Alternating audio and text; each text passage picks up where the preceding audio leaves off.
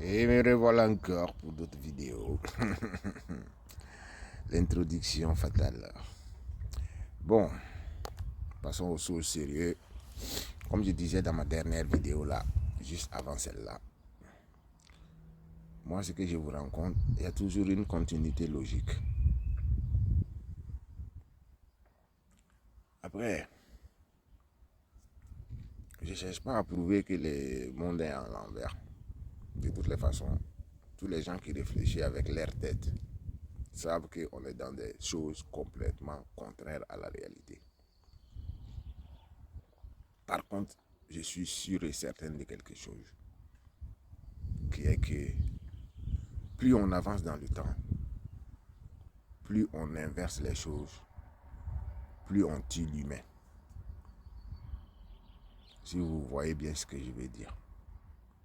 C'est-à-dire qu'aujourd'hui, on est en train de retirer le pouvoir à l'homme pour le remettre à la machine.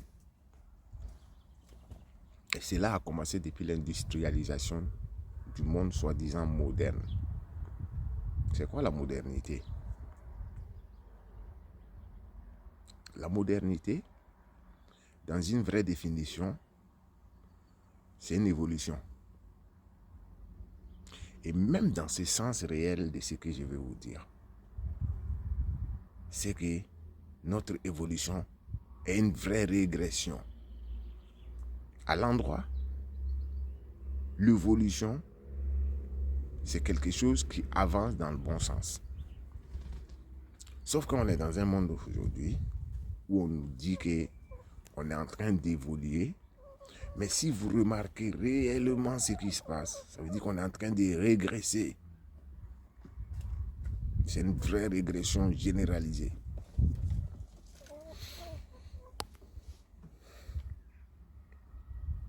Je ne pense pas que c'est moi qui dois vous expliquer ce que je suis en train de vous dire. Mais à vous de réfléchir pour comprendre ce que je suis en train de dire. Là, ça devient intéressant. Des fois, je vous donne des sujets de réflexion. Est-ce que vous pensez que ces 50 dernières années est une évolution humanitaire sur Terre? Ou vous pensez que c'est une régression?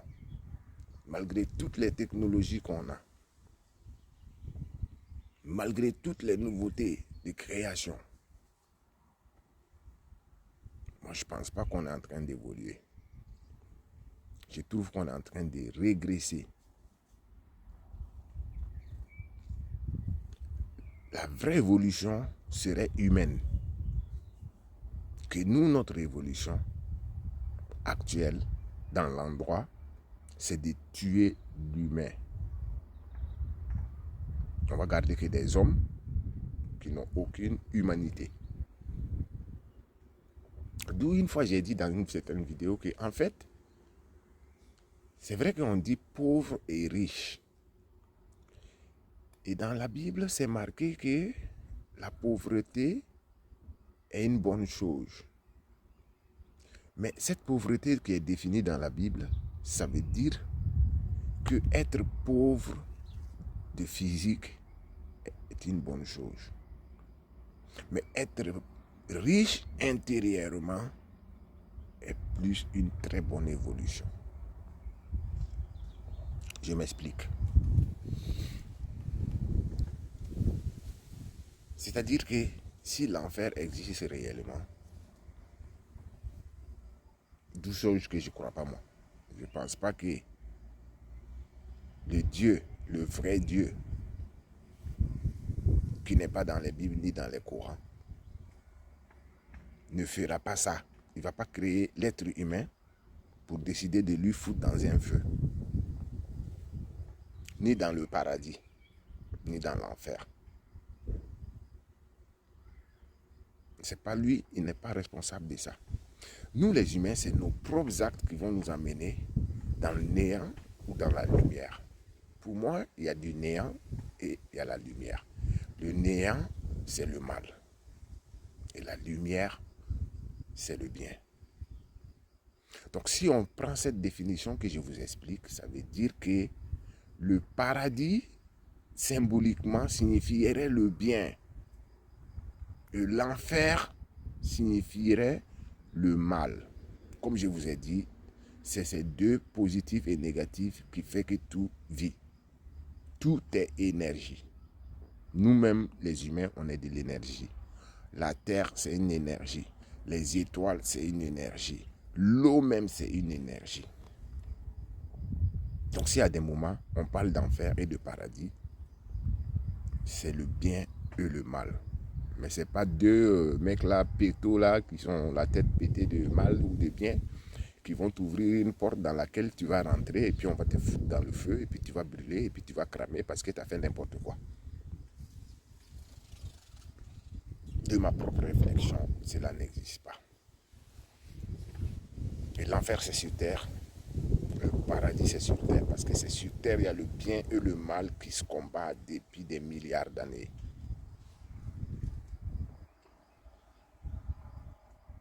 En revenant maintenant à la suite de l'autre vidéo où j'ai parlé des anciens combattants, de la fin de la guerre, où l'Afrique a été effacée de cette guerre. Une fois qu'on a tout pété en Occident, on a été chercher les Africains. Quand je parle d'Africains, c'est les Arabes et les Africains d'Afrique. Les Arabes sont des Africains. Les Maghrébins sont des Africains. Nous, les Noirs africains aussi, on est des Africains. Et pour qu'on puisse bien nous mettre dans le truc profondément, tout a été mis en place pour qu'on ne soit jamais d'accord. Ce schéma existe partout dans le monde. Diviser pour mieux régner. Et on va à notre perte. Si les Arabes pensent qu'ils ont la peau blanche et qu'ils peuvent se permettre d'être méchants avec les Noirs, les Africains, ils se plantent les Arabes. Si les Maghrébins pensent qu'ils sont plus teint clair, du coup ils n'aiment pas les Noirs et ils se comportent très mal avec les Noirs, mais ils se plantent parce que l'Afrique c'est une maison.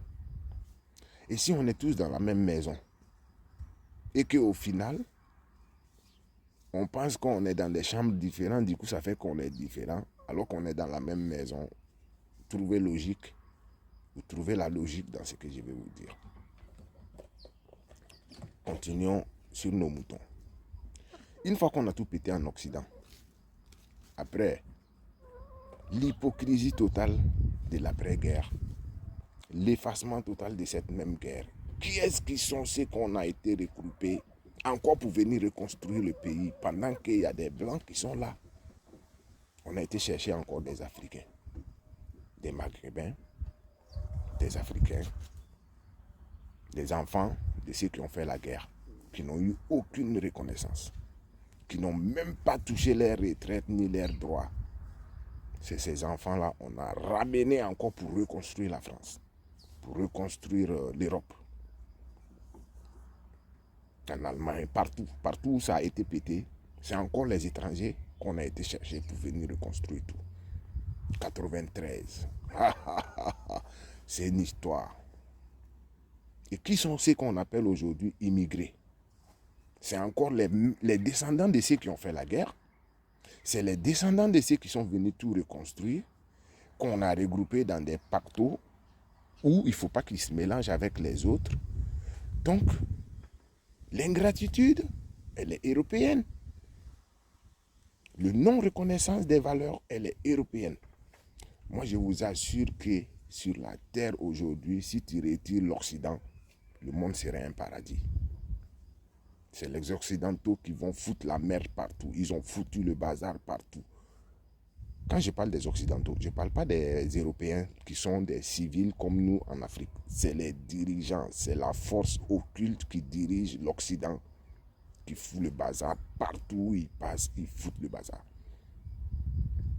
Et aujourd'hui, qui sont les gens qu'on traite des étrangers qui foutent le bazar? C'est encore les mêmes immigrés. Et qui sont les immigrés? C'est ceux qui ont participé à la guerre, c'est ceux qui ont construit après la guerre, et c'est ceux qui sont nés ici. Normalement, dans la loi universelle, t'es d'où tu es né. Si tu es né en France, tu es français. Si tu es né au Burkina, tu es burkinabé. Si tu es né à Lagos, tu es nigérien. Si tu es né aux États-Unis, tu es américain.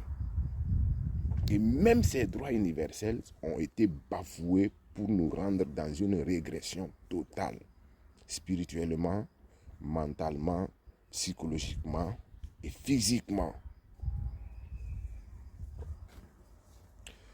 Après, il y en a qui pourront dire que j'ai la critique facile, que je suis en train de parler des choses, Non, je ne critique pas.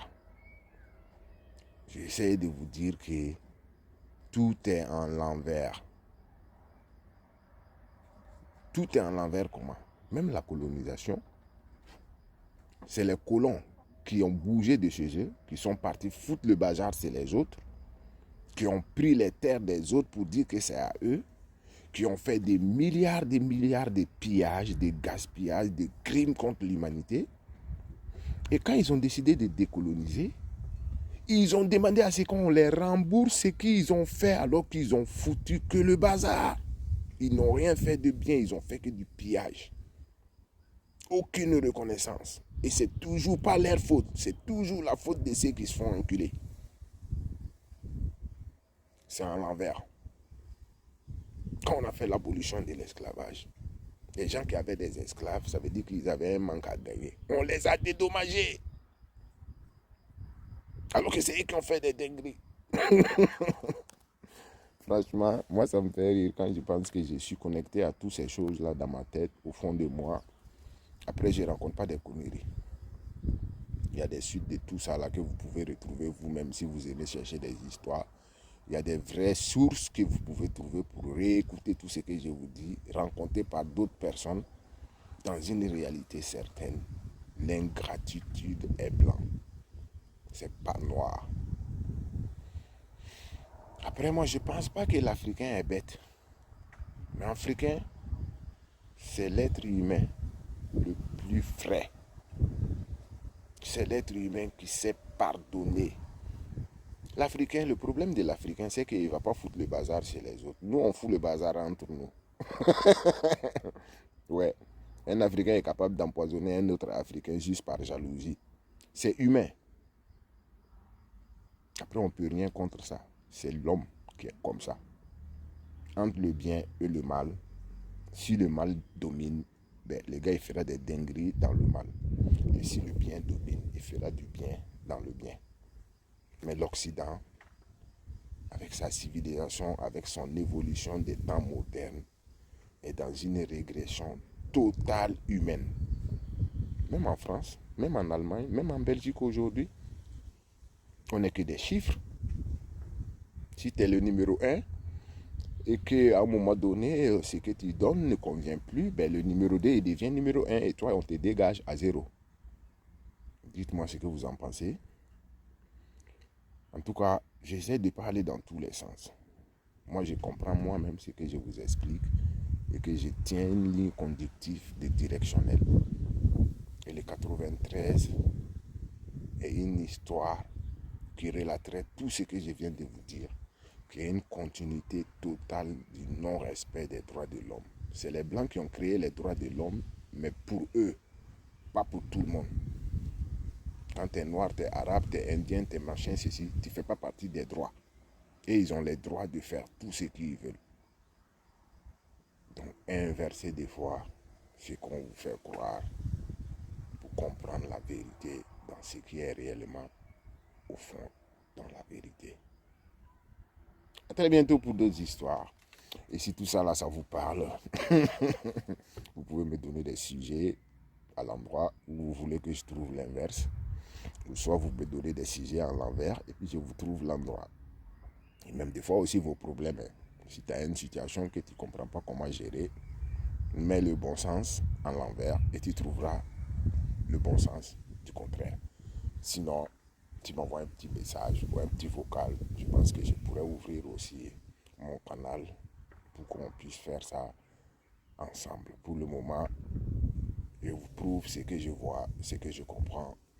Si à des moments vous pensez que votre problème il est trop en l'envers et que vous voulez trouver le bon sens, je ne dis pas que je pourrais vous aider, mais on pourra voir ensemble quelle direction donner à votre contraire dans l'endroit. Très bientôt.